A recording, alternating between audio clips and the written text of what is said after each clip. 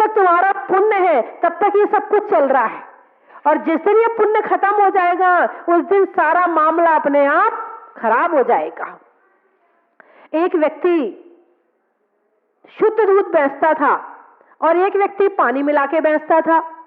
तो अब जो शुद्ध बेचता था वो बड़ा शांत रहता था, लेकिन शिकायत तो होती थी कभी कभी मन में, देखो पानी बेचने वाले ने तो अपनी बिल्डिंग खड़ी कर ली और मैं शुद्ध दूध बेचने वाला झोपड़ी में रह रहा हूं। तो एक संत के पास गया, बोले महाराज ऐसे ऐसा है, बताओ क्या करूं। बोले देख भाई, एक गड्ढा खुदवा। गड्ढा खुदवाया, इसमें खड़ा हो जा।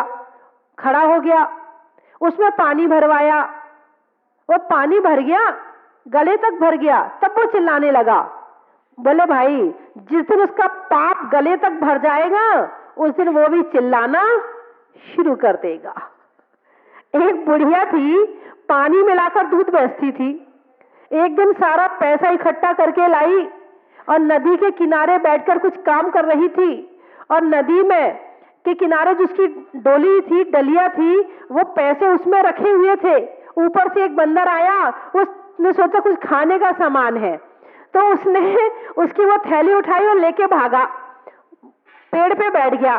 पेड़ पे बैठ के उसने उस थैली को खोला, और जब खोला तो कुछ पैसे तो पानी में चले गए और कुछ पैसे जमीन में आ गए। तो जो पैसे जमीन में आए वो उसके थे। बात समझ में आई कि नहीं? पानी का धन पानी में, और जो दूध का धन था वो बुढ़िया के पास। ऐसे ही यदि बेईमानी का पैसा आता है, या शराब में खर्च हो जाएगा, या बीमारी में चला जाएगा, या घूस देने में चला जाएगा, कहीं ना कहीं चला जाएगा। आज नहीं तो कल उसे तो इसी तरह से जाना है। और ईमानदारी से थोड़ा भी कमाओगे दान में लगेगा, अच्छे भाव बनाएगा, परिणाम शुद्ध रखेगा, ये जन्म भी सफल बनवाएगा और अगला जन्म भी सफल बनाएगा। इसलिए मायाचारी को छोड़ना ही श्रेष्ठ है। चलो जो कमाई करते हैं धन के लिए, चलो इसलिए मायाचारी कर लेते, थोड़ी बहुत फिर भी छूट है, व्यापार कर रहे हो। लेकिन जो घर में गृहस्थी में महिलाएं रहती है, उन्हें तो ना भी करें तो भी काम चल जाएगा। वो किस लिए मायाचारी करती है? उन्हें धन कमाना नहीं है, कोई चीज कमानी नहीं, फिर किस लिए मायाचारी करती हो? तब तो तुम सरल बन के रह सकती हो।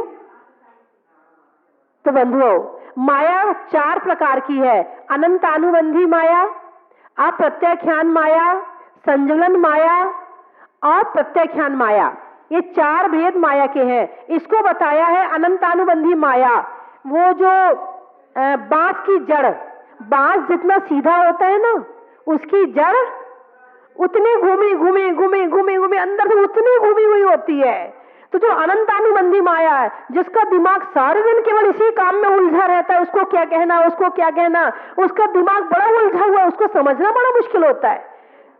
और कभी कभी मायाचारी व्यक्ति बड़े सरल व्यक्ति के रूप में सामने आता है, लगता है कि बहुत सरल है ये, लेकिन वास्तव में वो सरल होता नहीं है। तो ऐसा अनंतानुबंधी माया ये वास्तव में दुर्गति करा देती है। कोई प्रयोजन नहीं, कोई काम नहीं, फिर भी मायाचारी करे जा रहे हैं। किसी को नीचा दिखाना है, नीचा दिखाने के लिए भी बहुत मायाचारी करनी पड़ती है। सामने वाले की बुराई करनी है, सामने वाले की पोल खोलनी है, और इतने मुस्कुरा के खोलते हैं, ऐसा लगता है जैसे तारीफ चल रही हो। अरे भाई साहब, आपने उस दिन ऐसा कहा था ना, बड़े मुस्कुराएंगे और फिर उससे बोलेंगे ताकि वो बात सबको पता चल जाए कि इसने ऐसा कहा था, और ऐसा लग रहा है जैसे वो बिल्कुल बड़ाई कर रहा हो गया ना उल्टा है। तो मायाचारी वाला व्यक्ति दूसरों की करता दिखता तो है कि बड़ाई कर रहा है, लेकिन होती बुराई है, और अपनों की करता है बुराई और होती बड़ाई है अपनों की। ये मायाचारी का उदाहरण है। तो जो अनंतानुबंधी माया है वो बांस की जड़ के समान टेढ़ी होती है, और अप्रत्याख्यान माया बकरी के सींग के समान होती है। बकरी के सींग देखे, वैसे गोल घूमे हुए होते हैं, जलेबी जैसे। समझ गए ना? आप जलेबी से जल्दी समझोगे। तो दूसरी मायाचारी अप्रत्याख्यान माया है, वो जलेबी के समान होती है, शास्त्रों में शायद उस समय जलेबी नहीं बनती होगी जिस समय पर बकरी तो हर समय होती थी, बकरी उस समय भी होती थी और बकरी आज भी हो रही है। इसलिए सटीक उदाहरण है। पता नहीं जलेबी यूपी में खाई जाती है, एमपी में खाई जाती, राजस्थान में खाई जाती, हरियाणा में खाई जाती, पता नहीं कर्नाटक में खाई जाती कि नहीं खाई जाती, पता नहीं अमेरिका में खाई जाती कि नहीं खाई जाती, लेकिन बकरी सब जगह होती है। इसलिए बकरी का उदाहरण बिल्कुल सटीक है कि जो अनंत अप्रत्याख्यान माया है वो बकरी के सींग के समान है, उससे थोड़ा सा कम हो गया। और तीसरी मायाचारी है प्रत्याख्यान, ये गोमूत्र के समान है। जब गाय चलती है और चलते हुए लघुशंका करती है तो चलती जाएगी, करती जाएगी, तो थोड़ा टेढ़ापन आता है चलते हुए उसमें, तो उसके समान बताया है। और चौथी मायाचारी खुरपा के समान बताई है। खुरपा थोड़ा सा टेढ़ा होता है, ज्यादा टेढ़ा नहीं होता है। मायाचारी है तो सही मगर व्यक्त नहीं है, अव्यक्त है। अंदर में तो पड़ी है मगर व्यक्त नहीं हो रही है। लेकिन अनंत अनुबंधी तो पूर्ण रूप से रोम रोम से टपकती की ये मायाचारी है। अप्रत्याख्यान में थोड़ा लगता हाँ ये मायाचारी कर रहा है, प्रत्याख्यान में हाँ शायद कर सकता है, अब संजुलन में लगता ही नहीं कि ये मायाचारी कर रहा है, लेकिन अप्रत्यक्ष रूप में अंदर में पड़ी हुई है, वो संजुलन मायाचारी है। तो बंधुओं, आप समझ तो रहे ना मेरी बात है? तो छिपाना क्या है? मायाचारी है। क्या क्या छिपाया अभी तक? अपने अवगुण छिपाए हैं, अपनी बुराइयां छिपाई हैं, और क्या किया अभी तक? दूसरों की बुराइयां करी है, दूसरों के अवगुण उघाड़े हैं। ये सम्यक दर्शन का अंग नहीं है। सम्यक दर्शन कहता है उपगुहन, ढक के रखो, दूसरों की बुराइयां ढक के रखो। अकेले में बता दो, कोई अकेले में आपसे आपकी बुराई कर रहा हो तो बुरा मत मानना, सोचना ये मेरा भला चाहने वाला है, भला चाहने वाला है, ये सबसे नहीं कह रहा है। यदि तुम्हारा बुरा चाहने वाला होता तो सबसे तो कह देता और तुमसे कहता अरे कोई बात नहीं है, अरे कोई बात नहीं ना, कोई बात नहीं, ऐसा तो होता रहता है, और सबसे बुराई करता तुम्हारी। ये तो तुम्हारा बुरा चाहने वाला है, और कोई तुमसे अकेले में तुम्हारी बुराई बता दे, उसको बहुत धन्यवाद देना, थैंक यू करना, अच्छा हुआ तुमने बता दिया। आप दुनिया में रहते हैं, ज्यादातर होता क्या है? बुराई पूरे गांव में फैल जाएगी और तुम्हें पता नहीं चलता है। ये अवगुण का उदाहरण है। और एक धर्मात्मा होगा, वो जाएगा भाई साहब आपके विषय में ऐसी ऐसी चर्चा है, लेकिन बहुत से लोग इसलिए नहीं करते बुराई उसकी, उससे वो नाराज हो जाएगा। नाराज मत होना, यदि तुम्हारी बुराई तुमसे कोई कर दे, नाराज मत होना, उसे अपना शुभ चिंतक मानना कि आपको बहुत बहुत धन्यवाद है जो आपने अपनी मेरी बात आप मुझे बता दी। और नहीं तो बहुत से ऐसे होते दुनिया में बता देते और घर को पता नहीं चलती है। किसी की लड़की यदि भाग जाए तो पूरे गांव में पता हो जाएगी, हो सकता है उस घर वाले को ना पता हो। अरे उससे जाके कहो, प्रयास करो कि वो कैसे वापस आ जाए, कैसे ये मामला सुधर जाए। इसको कहते हैं सम्यक दर्शन में उपगुहन नामक अंग है। धर्मात्मा सम्यक दृष्टि जीव दूसरों की बुराइयां छुपाता है और अपनी बुराई, भाई साहब मेरे में ये कमी है, मैं ऐसा नहीं कर पाता हूं, अपनी बुराई बता देता है। ये धर्मात्मा का लक्षण है। और मायाचारी के बाद आता है लोभ। क्या आता है? लोभ। है कि नहीं आपके पास में? बोलो ना, है? कितना है? थोड़ा सा, ज्यादा सा है? अनंत अनुबंधी वाला है कि अप्रत्याख्यान वाला है?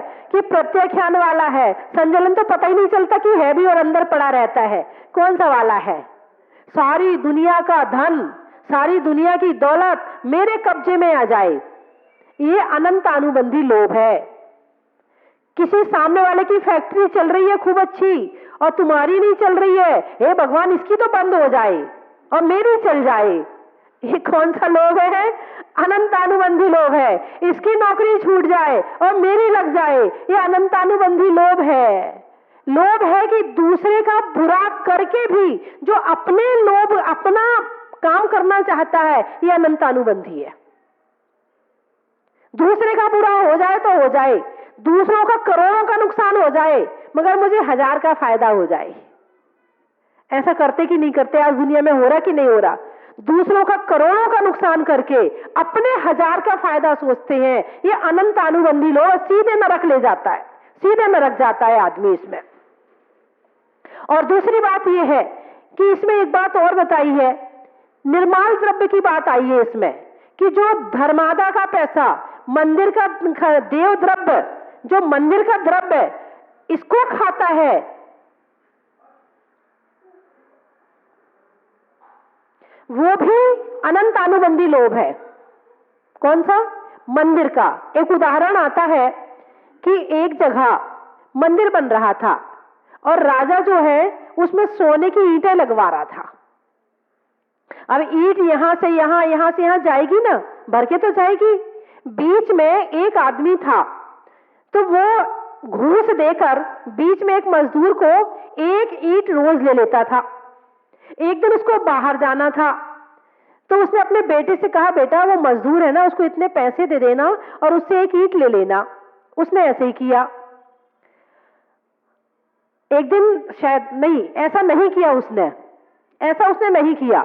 उसने सोचा मंदिर बन रहा है, मंदिर की सोने की ईंट मैं अपने घर में रखूं, नहीं चाहिए मुझे, मेरे पिताजी को मैं समझाऊंगा, ऐसा काम नहीं करना है अपन को।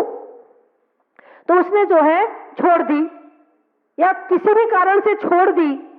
3-4 दिन बाद पिताजी आए, पूछा, बेटे तूने ऐसा किया? बोले नहीं पिताजी, मैंने तो नहीं किया। बोले तूने तो मुझे कंगाल बना दिया, गरीब बना दिया तूने, मेरे 5 ईंटों का घाटा करवा दिया तूने। और इतना गुस्सा आया, इतना गुस्सा आया कि जो घर में सोने की ईंट रखी थी, उस ईंट से अपना सिर फोड़ लिया और मर गया।